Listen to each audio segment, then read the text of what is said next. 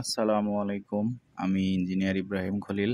আমি আজকে যে ভিডিওটা দেখাচ্ছি সেটা হচ্ছে একটা পৌরসভার অ্যাপ্রুভাল ব্লুপ্রিন্ট।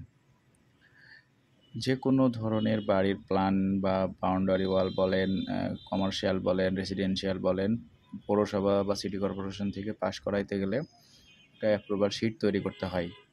এই অ্যাপ্রুভাল শিটটাকে আমরা ব্লুপ্রিন্ট নামে চিনে থাকি।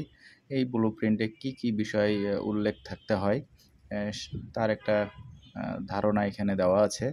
আপনারা যে কোনো পৌরসভাতে চাইলে এই ধারণার উপর ভিত্তি করে ব্লুপ্রিন্ট তৈরি করতে পারেন।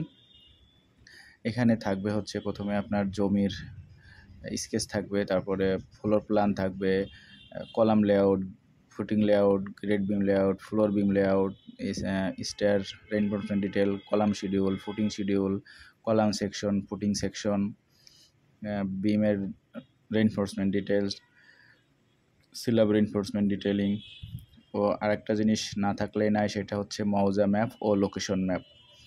এবং নিচেই দেখবেন সিরিয়াল অনুযায়ী যে নামগুলো লেখা আছে, ঘরগুলো কাটা আছে, এইভাবেই কাটবেন। বিভিন্ন জায়গায় টাউন প্ল্যানের উল্লেখ থাকে, এটা উল্লেখ করে দিবেন। ধন্যবাদ। আসসালামু আলাইকুম।